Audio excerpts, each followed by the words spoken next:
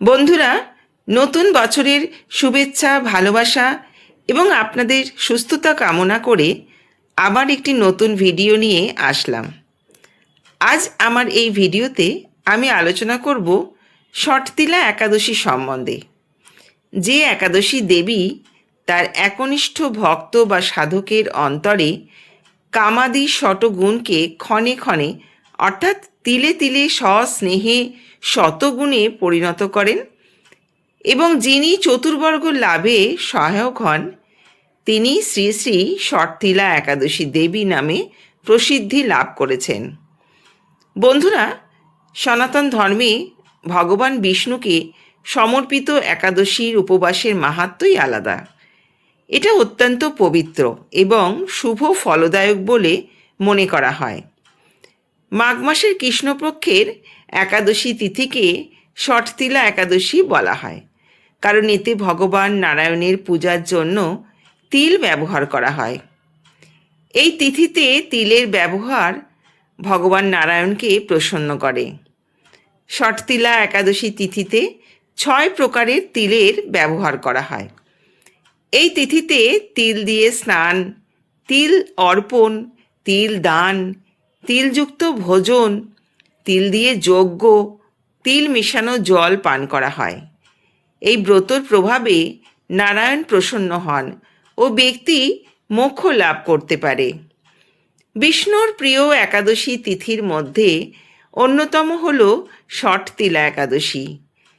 এই একাদশীর ব্রত পালন করলে ব্যক্তির সমস্ত মনস্কামনা পূর্ণ হয় ও পরিবারে সুখ সমৃদ্ধির আগমন ঘটে। এই ব্রতর প্রভাবে দুঃখ ও দারিদ্র্য থেকে মুক্তি পাওয়া যায়।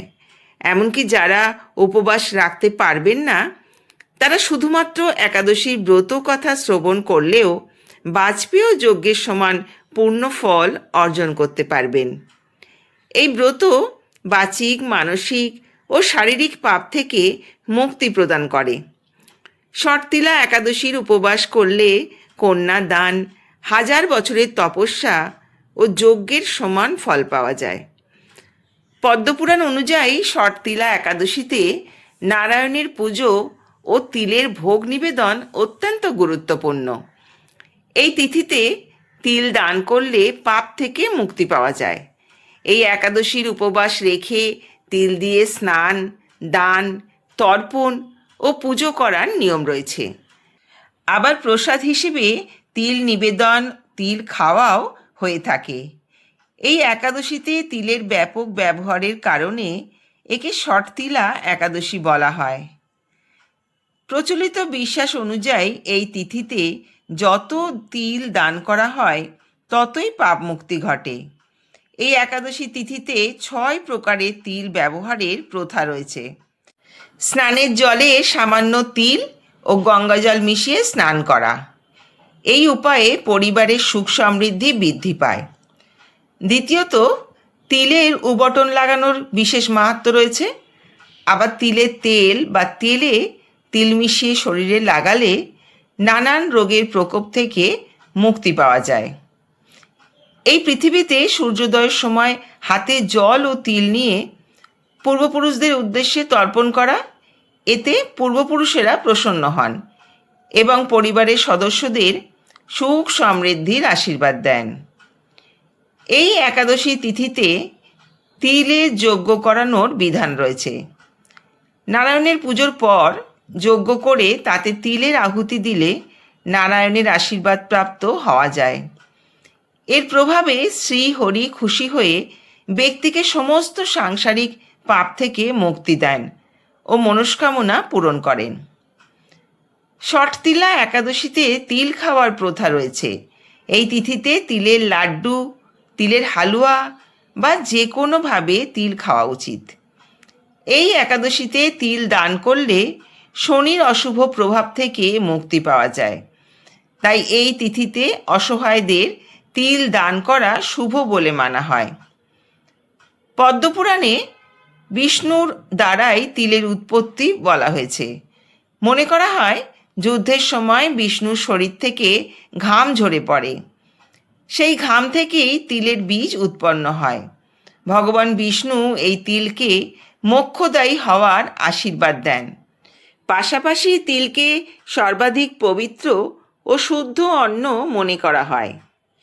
যজ্ঞ, তর্পণ, তুলসী বর্ষা, বিষ্ণু পুজো ও বিভিন্ন অনুষ্ঠান তিলের প্রয়োগ ছাড়া অসম্পূর্ণ। এবার বন্ধুরা জেনে নেব কিভাবে শর্তিলা একাদশী পালন করবেন। একাদশীর দিন ব্রহ্ম মুহূর্তে ঘুম থেকে উঠে স্নান ইত্যাদির মতো দৈনন্দিন কাজ শেষ করুন। এরপরে বাড়ির পুজোস্থলে গঙ্গাজল ছিটিয়ে একটি কাঠের চৌকিতে একটি হলুদ কাপড় বিছিয়ে দিন। তার উপর ভগবান বিষ্ণু এবং শ্রীকৃষ্ণের মূর্তি স্থাপন করুন। তারপর পঞ্চামৃত দিয়ে স্নান করিয়ে নিয়ম মেনে ভগবান বিষ্ণুর পূজা করুন।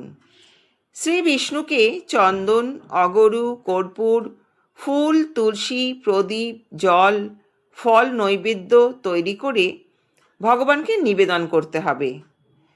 শর্তিলা একাদশীর দিনে তিল সম্পর্কিত অনেক ব্যবস্থা আগেই বলা হয়েছে। এই দিনের পুজোর পর তিল দিয়ে যজ্ঞ করুন। দ্বাদশীর দিন সকালে ঘুম থেকে উঠে নিত্যকর্ম, স্নান ইত্যাদি করুন এবং সূর্যদেবকে জল অর্পণ করুন। ভগবান বিষ্ণুকে নৈবেদ্য নিবেদন করুন। এছাড়া ভগবান বিষ্ণুর উপাসনা করার সময় ওং নমঃ ভগবতে বাসুদেবায় নমঃ মন্ত্রটি জপ করুন। এরপর ব্রাহ্মণদের খাবার খাওয়ান এবং সাধ্যমতো অভাবীদের দান করে উপবাস ভঙ্গ করুন। এই ব্রতের মুখ্য বিষয় হল ত্যাগ ও সংযম। যারা নিষ্ঠা ও একাগ্র চিত্তে শর্তিলা একাদশীর ব্রত পালন করেন তাদের সাংসারিক এবং পরলৌকিক জীবনে দুঃখ, কষ্ট, দুর্ভোগের অধীনে হতে হয় না। শর্তিলা একাদশীর দিন তিল দিয়ে তর্পণ করার বিধান রয়েছে। এই দিনে পূর্বপুরুষদের উদ্দেশ্যে তিল উৎসর্গ করলে তাদের বিশেষ আশীর্বাদ লাভ করা যায়। পূর্বপুরুষেরা খুশি হন এবং পরিবারকে সম্পদ ও সমৃদ্ধির আশীর্বাদ করেন। নিজের সাধ্যমতো তিল, বস্ত্র, অন্ন দান করুন। এই ব্রতের প্রভাবে দারিদ্রতা, শারীরিক কষ্ট, দুর্ভাগ্য বিনষ্ট হয়। তিল দান করলে মানুষ অনায়াসে সমস্ত পাপমুক্ত হয়। এই কথার উল্লেখ আছে ভবিষ্য পুরাণে। আশা করি বন্ধুরা এই ভিডিওটি আপনাদের সমৃদ্ধ করবে। যদি ভিডিওটি আপনাদের উপকারে লাগে তাহলে অন্যদের শেয়ার করে তাদেরও শোনবার সুযোগ করে দিন। চ্যানেলটি সাবস্ক্রাইব করে পাশে থাকবেন। আপনারা সবাই সুস্থ থাকবেন, ভালো থাকবেন। ভিডিওটি শেষ পর্যন্ত দেখার জন্য আপনাদের সকলকে ধন্যবাদ।